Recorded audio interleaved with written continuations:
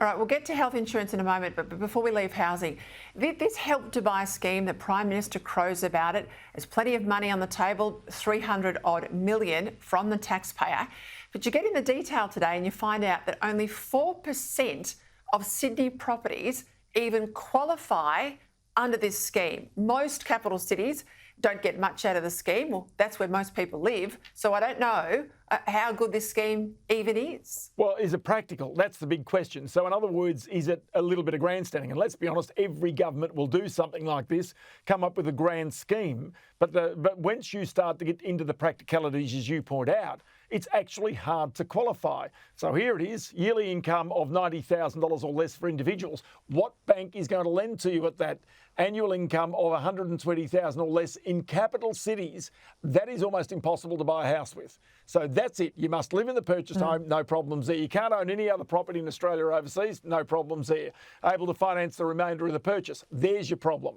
Because right now the banks are going to look at you and say you don't have the income to be able to justify this home because there is simply not enough skin in the game for the bank to make it worth your while to be able to, if you lose a job, be able to cope with that. And that's something, again, that the government has got to deal with.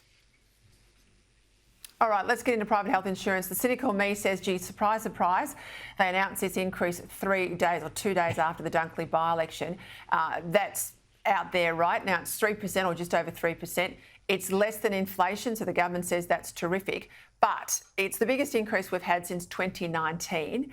It's about $500 extra a year for families. So that's real money on top of everything else. There goes your stage 3 tax cut. And I fear, this is my big worry, having done health policy in the past, Ross, is that people are getting to the point where they're saying, oh, I've got to pay my mortgage, everything else has got to go. I'm now looking at whether I can keep my private health insurance. And of course, when they drop out of private health insurance, they come back into the public system and it's already struggling.